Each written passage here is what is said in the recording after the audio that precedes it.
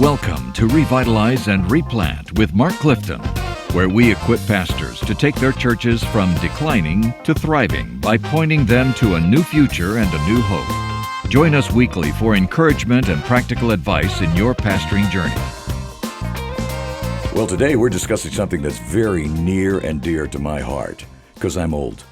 And so, hello, this is Revitalize and Replant with Mark Clifton. I'm Dan Hurst. There's Mark Hallock over there. Hey, guys. Who's not old. Mark's the only one that's not old. What generation are you considered? I'm a to Gen be? Xer, man. I'm a Gen Xer. I was born in 1976. 76? Yeah, Oh, man. 76. What a kid. I was driving in 76. That was the year I got my driver's license. I don't was remember 1976. 76. Do you? Well, you don't remember the 70s at all.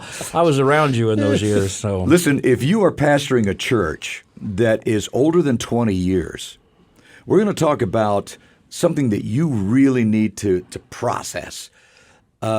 Most of the decision makers in your church, or the people who think they're the decision makers in your church, are what we call the builders. Yeah. Who are the builders? well, we don't call them that. Sociologists call them that. You know, the greatest generation were those who were born before 1925, and they both endured the Great Depression and fought in the Second World War. And they were the greatest generation. And basically, they are nearly all gone. You know, as we record this podcast, Bob Barker just passed away at almost 100, 99. 99. And if you've ever watched The Price is Right, you're just grateful he came so close to 100 without going over. Amen? He's here all week, folks. Very good. I was waiting for a come on down joke. You've been waiting for that all week. I know I've you been waiting have. for that all week. But Bob Barker, born in 1923, was the greatest generation. His generation. He grew up in the Depression. His generation fought the Second World War. The greatest generation. But there's very few of those left. The matriarchs and patriarchs in most of our churches are what's called the builder generation. Those are people born before 1946. After 46, it's you and me, Hurst. We're the boomers. Yeah. But the really older folks, matriarchs and patriarchs in our churches, many of them are the builder generation, and they're called that because they were born in before 1946, probably 1930 to 1946, and they didn't fight in the Second World War, and they really weren't old enough to fully experience and understand the Depression. But they're the ones who rebuilt the nation. They're the ones after the Second World War that took the lead in General Motors and all these other businesses and really rebuilt the nation. And they're the ones that gave birth to the boomers, right? Mm-hmm. But they are the builder generation. And unless you understand them and their worldview and how they process decisions, you're going to have a really difficult time asking them to embrace any kind of major change in your church. Okay, now here's something to consider. The group that I have, I would say about 80% of them are builders. They're in that age group. I've got an older generation. Yeah. Now, Hallock, you have a very different situation. You know, so what percentage would you consider to be that age group? Yeah, that's a good question. It's changed over the years. I mean, from when I first came to now, we've grown with a lot of younger families. I mean, honestly, man, I bet you now, I don't know, maybe 5%. Yeah. Maybe 10%, maybe. But that's changed over what time. What was it when you first showed up Yeah, at it was Calvary much Inglewood? higher, 50%, 60%. You ran them off? Is that what you're Well, saying? no. Let's just say a lot of them are with Jesus. That's Okay, right. They, all right. They transitioned. That's And right. with the last couple of churches that you've worked with, Oh, yes. what percentage? Oh, would you- 70% or more. So we're looking at a real. Yeah. It's a wide. What's the word I'm looking for? There's a disparity, in the number of churches. Yeah. And so we're talking to a bunch of people in our podcast. We're talking to some younger pastors who are dealing with people who are old as their parents or older. Or their grandparents. So let's talk about people Yeah. born between Yeah. 1930 and 1946. So we're talking basically people in their 80s. Okay. A lot of times. That's kind of what we're talking about now. Late 70s, early 80s. And here's the deal, guys. You can be in your late 70s or early 80s now and be incredibly active. I was talking to a friend of mine today whose dad is a farmer in western Kansas. He's 89 and he still gets on the tractor every day. Wow. My own father-in-law is in his early 80s. He still gets up and he's a construction guy. He remodels houses and stuff. Still works every day. You've got a lot of people in their late 70s and 80s who are still very active. Hey, listen to this. You know what the fastest growing sport is? Pickleball, baby. Pickleball. That's They're right. everywhere. And it's this generation, That's right. man. They're everywhere. My in-laws play pickleball. You bet. They have a place they live in Surprise, Arizona half the year, and they go down there, have these pickleball tournaments. Oh, totally, man. They're into it. So, again, I think the idea that we think these people are at the end of their life, well, they may be, but they're very active and very engaged. Yep. And here's what you really need to know about these folks.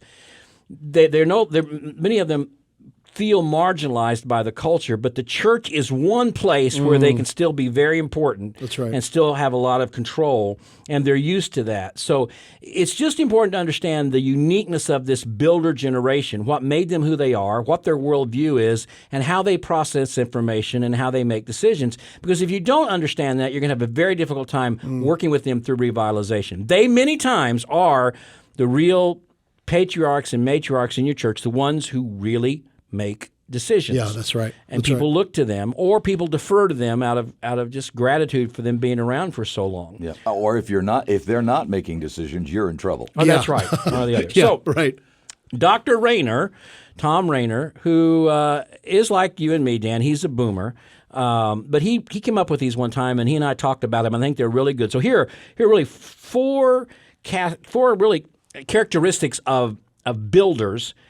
And this helps us understand how to communicate to them. First of all, this generation, man, they are so loyal to institutions. There is a generational institutional loyalty.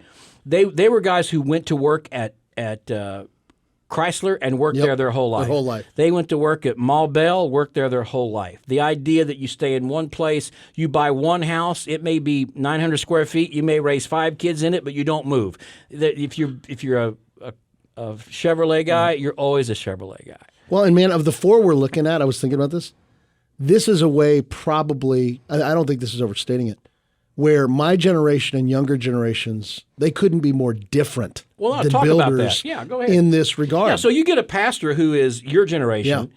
and he's working with deacons who are the builder generation. That's right. So talk to me about what your generation, how they Yeah. view generational institutional loyalty. Well, I mean, the problem is, if you just look at our culture as a whole, I think many younger generations are skeptical of institutions in any way, skeptical of authority.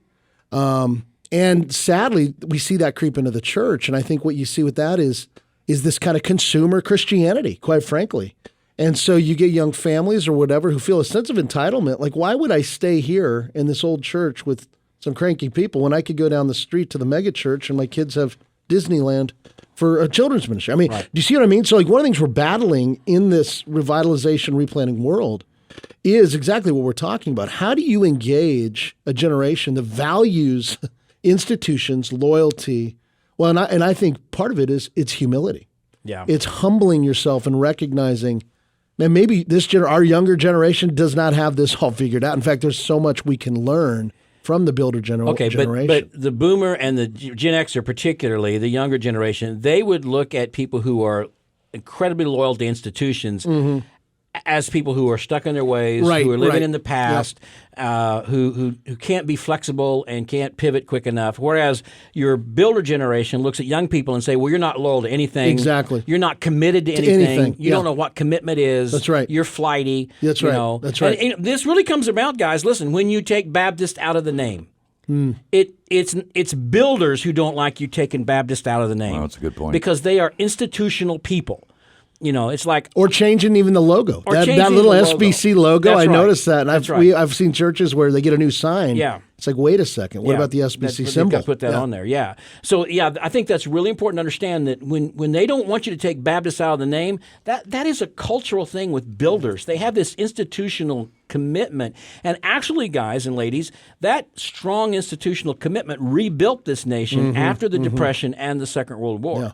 And that's why they are called builders. Yeah. And yet in their 70s and 80s, they don't have the jobs they used to have. They don't have the power and influence they used to have in the culture or in the workplace, but they can have it in the church. Yep. So they take that same experience and bring it to the church. So I'm just telling you, you need to understand what you're dealing with when you're dealing with these folks. And let me say this, we could. This is so interesting, by the way, because I think we could look at. Well, I hope it is. Some That's of the what negatives.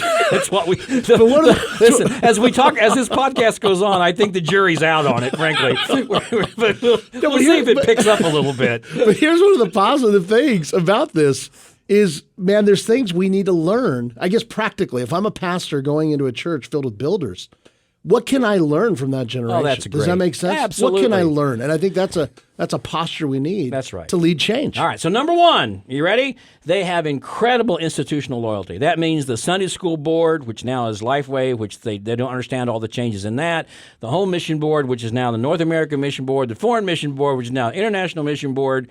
I mean, everything's changed, and they grew up in this very systematic approach where they knew exactly what everything was. So this, even in their own denomination, they feel like they can't quite. And then you start digital online giving. Yeah. What's up with that? Oh, man. I mean, they're used to filling out an envelope, putting the money in there.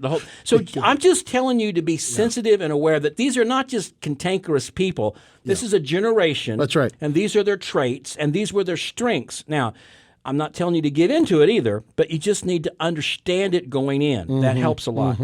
And so how do you communicate to them? Well, number one, you don't knock them over the head and tell them that they're out of date and their systems are bad. Rather, they love to tell stories. Yep. That's number two. That's number two. So number one, they are very institutionally loyal. Number two, they love to tell stories. So engage them in telling you stories. Tell me about this church. Tell me why this mattered to you. And when you first went to Calvary and you had some older people there, you did exactly that. That's exactly right. One of the first things we did is we took a retreat when our church had moved from about 30 to 60.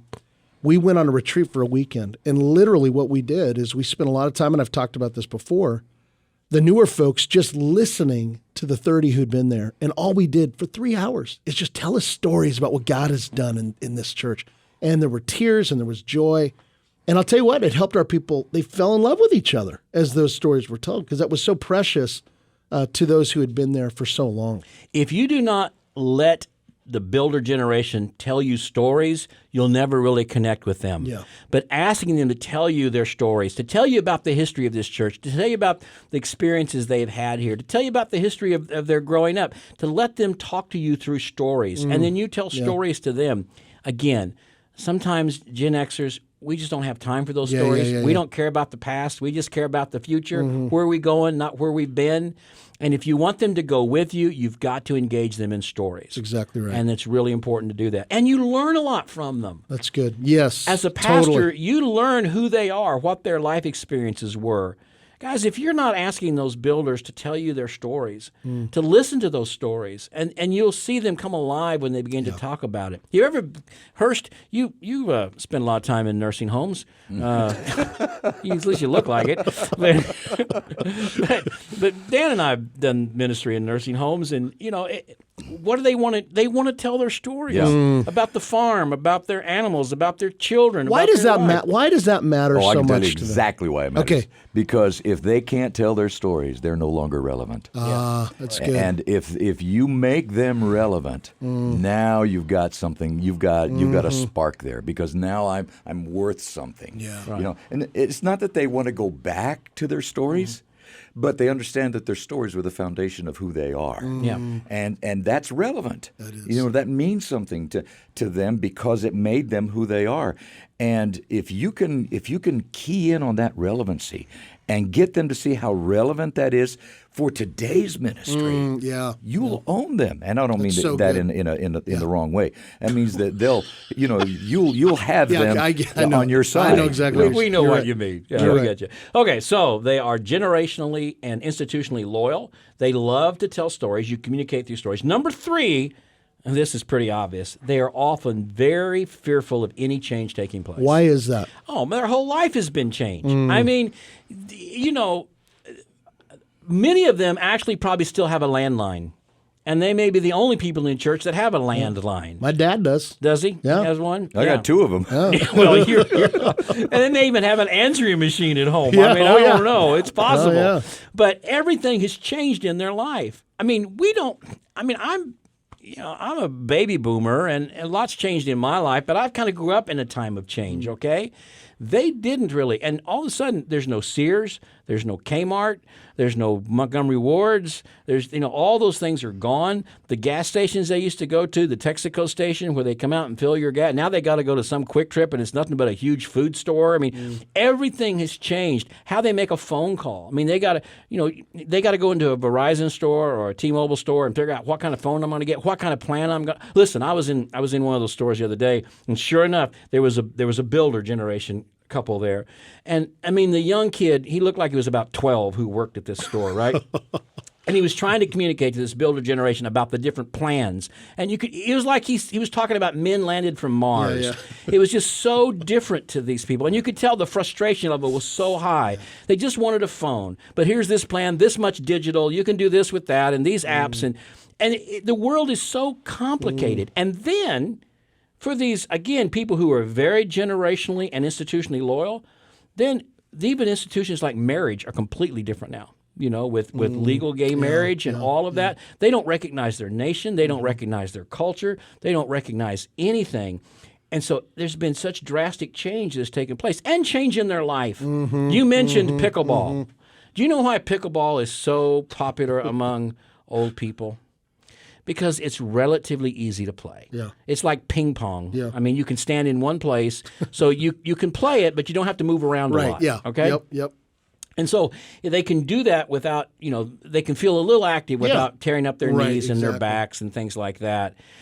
And so that makes them feel somewhat younger, and it's become really popular for that generation because they realize the change is taking place in their body. Maybe they used to play tennis. I can't play tennis anymore. Maybe they used to run. I can't run anymore. Maybe they used to do other kinds of activities, and they've had a knee replacement or a hip replacement, or there's stuff, they're limited in what they can do physically. They can't do the things they used to do anymore. So, are you ready? Yeah. Drum roll here. So there's one that's not a very good drum roll. That was a pretty weak drum. It's a pretty weak podcast. Don't judge all podcasts by this one. The others will be better, I promise. But no. Actually, promises, Mark Hallock got in last night at 3:45 in the morning and really didn't sleep. I'm ready for a Diet Coke. Are you? Okay. Well, In fact, I'm going to open my Diet Coke. Go ahead and open it. Okay. There, that sounds good. man. there it is. Okay. But here's the drum roll. Okay. That was nice. Here's the reason why they fear change in the church. Because the church is maybe the only place, even their restaurants they used to go to, many of them are not there anymore, right?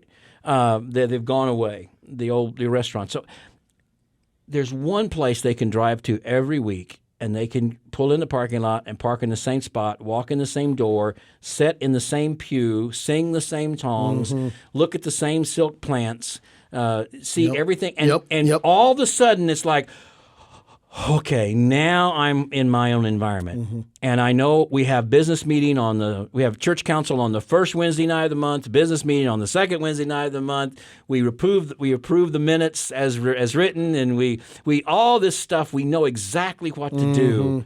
And now you're going to come in here, this Gen Xer, and you're going to change all that? Yep. We're not going to be Baptist name anymore. Right. We're not going to have monthly business meetings anymore. We're not going to sing out of the hymnal anymore. We're not going to have pews anymore. And it's like, they're so fearful of that because change has been so drastic everywhere else. And you've heard me say this before. What has happened is the adversary has made them in such a way, he has convinced them, I should say, that the church as they experience it has become an idol to them. And they find comfort and meaning in the church as they experience it. And as a loving pastor, you just need to know that anytime you mention change, it is almost a post-traumatic experience for these people because change has been their entire recent life, and they're terrified of it and they're tired of it. So going in, just know that's who they are. Well, and we call this practically, if you're a replanter or a pastor in revitalization and you're asking, okay, well, what do I do? This is why we talk about tactical patience. Yes. Be patient.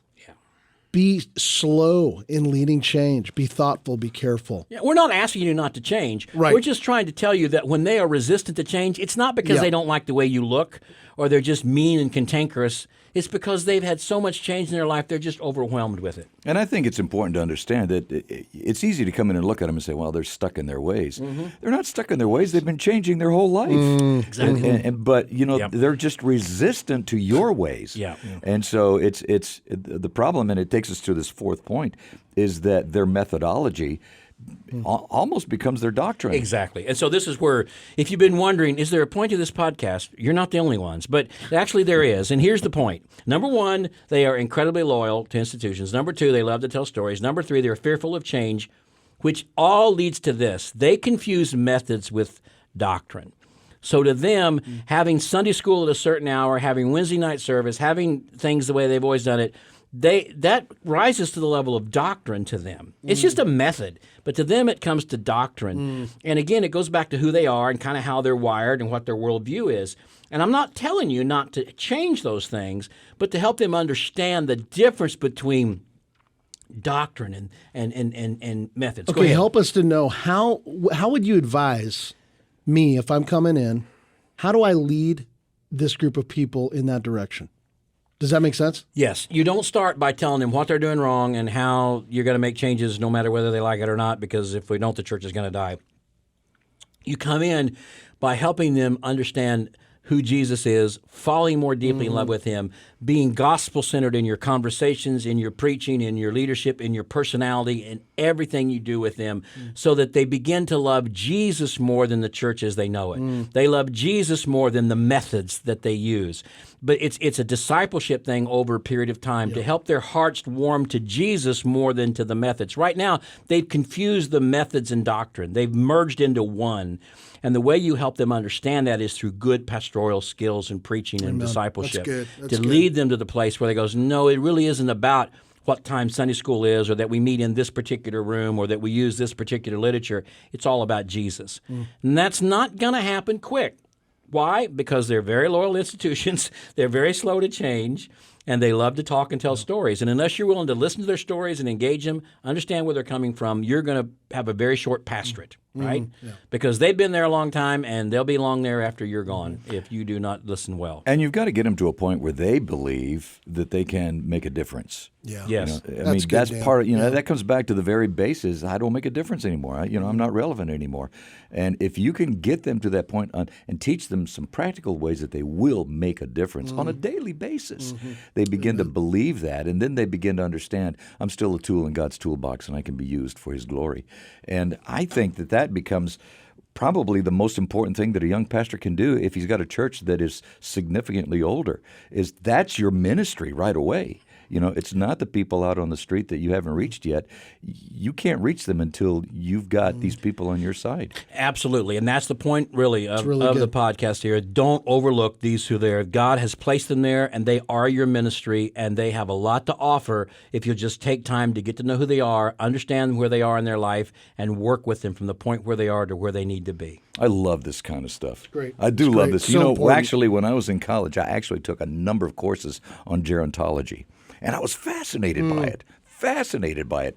And then I realized, the reason I was fascinated was because that's where I was going. Hey, we're all headed there. That's right. That's right. We're all, That's right. so. That's All right, man. Thanks. Thank you so much for listening today, and we hope that it's been a blessing, at least stimulating, your thoughts and how you can improve your ministry. And I hope that you'll let folks know about it. Subscribe to the podcast if you listen on a format where you can subscribe, and certainly let other folks know. Our podcast is growing slowly but surely. I did have a guy text me last night, and he said he told me who this man was, and he's a builder generation.